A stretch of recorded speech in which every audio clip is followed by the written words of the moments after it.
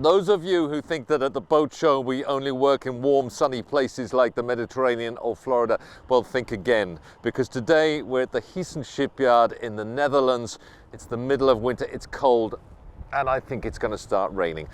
But we don't mind that, do we, guys? No! Of course we don't. Welcome to the boat show.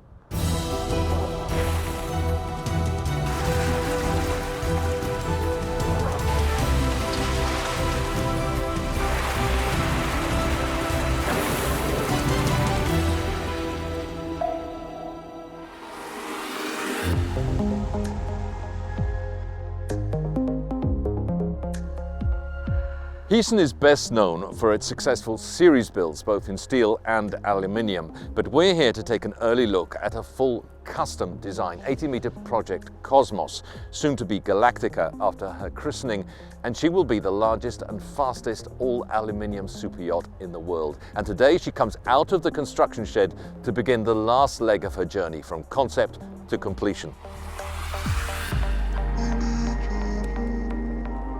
Actually, the yacht has already touched the water twice, in fact. The first time was in July 2020 when they attached the superstructure to the hull, and the second time was last November when they filled the dry dock with water for her technical launch.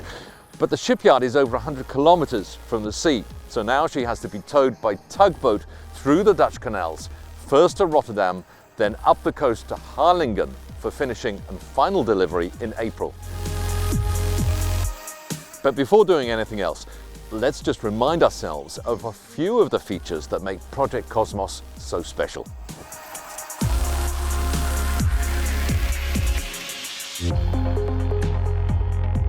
At 80 meters in length overall and 1,700 gross tons, she's Heesen's biggest build to date. Her 4 MTU engines pack a total of 19,000 horsepower for a top speed of nearly 30 knots and a cruising speed of 22 knots. The low-drag aluminium fast displacement hull form, devised by Van Hoosanen Naval Architects, is the first to feature Heesen's so-called backbone for additional longitudinal strength. She has a fully certified helipad on the foredeck, another first for Heesen that can take a twin-engine helicopter but also doubles as an open-air cinema. Not forgetting, of course, her custom exterior styling by Winch Design and bespoke interior by Sino Yacht Architecture and Design.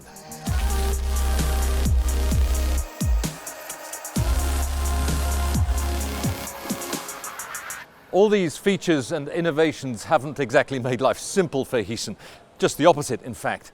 And managing the whole project has been rather like piecing together a vast jigsaw puzzle that could only be solved through carefully choreographed collaboration. The difficult thing as a project coordinator, and luckily I'm doing that together in a team with my teammate Rens. The challenge is every day the translation between the requests from the client, the high level you have to deliver in when it comes to quality, but also when it comes to your time schedule. It's a big challenge to translate that every day to the team in the shipyard, which is just pushing and pushing to get everything finished. When you get a request from the owner's team side, of course technically everything is possible. We can build whatever is required, but you're facing a tight schedule and you're facing a certain length and a certain performance the yacht has to compete to. So yeah, of course that's the thing you do every time. You look, okay, is it possible? Is it possible time-wise? And are we still within limits of performance and size? So the owner's team and the crew and the captain are a crew we know.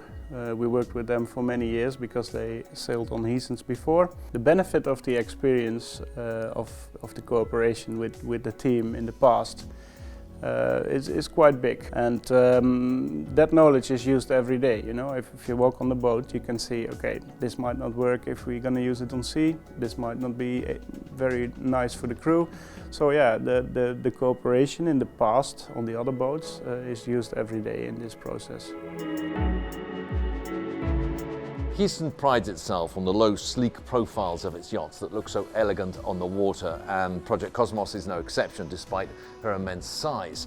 But how do they achieve that? Well, they can't reduce the ceiling heights because that would impinge on guest comfort, so they have to reduce the depth of the deckhead or ceiling above me and on the other decks. But that creates a headache for the plumbers and electricians who have to run their cables and pipes through that restricted space. So every decision has a knock-on effect that requires another decision, and so on and so on.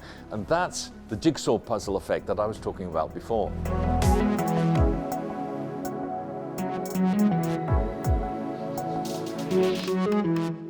Here we're on the lower deck, in the bowels of the ship, if you like. And this is a small section of Heesen's patented backbone. Because of the owner's speed requirements, Project Cosmos had to be built of aluminium, which is much lighter than steel, but also more malleable and flexible. To avoid the long, slender hull sagging or flexing in a seaway, the backbone is basically an aluminium framework that runs the length of the keel to add longitudinal stiffness. The result is a structure that is not only very light, but also immensely strong. It's actually something which you are able to walk through. We use it partly as a storage for the battery system. It's also the elevator bottom is also ending there. We have a laundry compartment in there, and the AVIT is partly stored in it. Another highlight of Project Cosmos is her performance. Heesen's previous flagship, 70-meter Galactica Supernova, was powered by 2 MTU engines and a third engine driving a central waterjet booster. Her combined 16,000 horsepower provided a top speed, an official top speed at least, of 30 knots, although in sea trials she did a little bit faster. But Project Cosmos has almost 50% more volume, which means she needs more power to reach comparable speeds. So this time the Heesen engineers decided to go with 4 MTU engines and 2 gearboxes coupled to the drive shafts and controllable pitch propellers. The reason we went for a 4-engine configuration is we need the speed. To be able to travel 30 knots with an 80 meter plus, you need a lot of horsepower. And with this configuration, it gives us lots of advantages compared to the sister ship, where we had a booster jet with the 2-engine configuration. We could only use the booster to gain the last 5 knots. Here, it gives us lots of redundancy. We can travel on 2 engines, and when we need more speed, we can travel on 4 engines. But we can also start the other engines when we have a problem with 1 engine. So it's a complete redundancy pack. Emission regulations have also become much stricter since the launch of Galactica Supernova in 2016, and the 2 inner engines are fitted with big IMO Tier 3 compliant SCR units, that stands for Selective Catalytic Reduction, for scrubbing the exhaust gases clean of harmful emissions. There are also battery banks able to run a full hotel load for a couple of hours without having to switch on the diesel generators. The other advantage that it gives us, we can have peak shaving. So when there's a high power demand on a generator, we don't need to start a second generator, but the additional power will be taken from the battery pack, which is a great also for environmental advantage, and also for the generators. You know, to have them running on a stable load is much better than on low loads.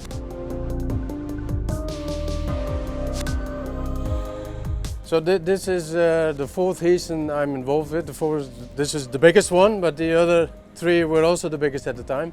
The main advantage is that with this project I've been involved all the way from the start. So with the writing of the specs. So from the start we could put in writing what we've learned on the previous projects and have them integrated from the start on.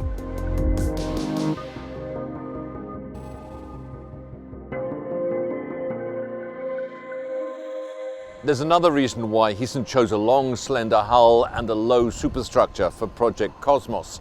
In order to reach the sea, all Heesen yachts have to travel through the Dutch canals. The narrow waterways and various bridges along the way means there's a limit to how high and wide they can build. And Project Cosmos is at the very edge of those limits, which is why she has to be partially dismantled to make the journey. I wanna be better. I wanna be braver. We have a few challenges, which is the width of the bridges quite nearby. It's Magar, it's called. It's a roadway deck that lifts up, and then the tolerances we have on the sides of the vessel, we're talking about centimeters here, so that's quite a tight fit. We've done it multiple times, but of course this vessel is a bit bigger than we are used to, so we need to take the correct precautions. And then afterwards, straight away after the bridge, there is also a waterlock.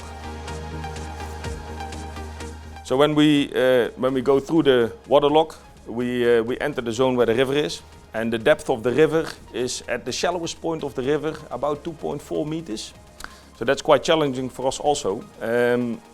What we prep to do is to take the propeller blades off, which creates a depth of the vessel itself of 2.2 meters. So also for distance, that's quite shallow, and the draft of the vessel, that's going to be narrow. And then the second challenge also for that part is the height of the vessel. We measured it currently at 9 meters 45 with a clearance at the bridge of 9.9 meters.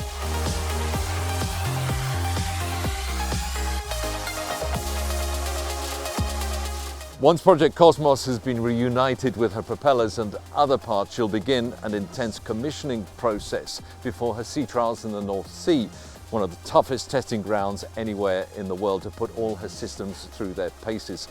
The next time we catch up with her will be at the 2022 Monaco Yacht Show, when I'm sure the weather will be a bit warmer than it is today. On that occasion, we'll be able to tour the finished yacht and talk with her interior and exterior designers. Hope you can join us then. Personally, I can't wait.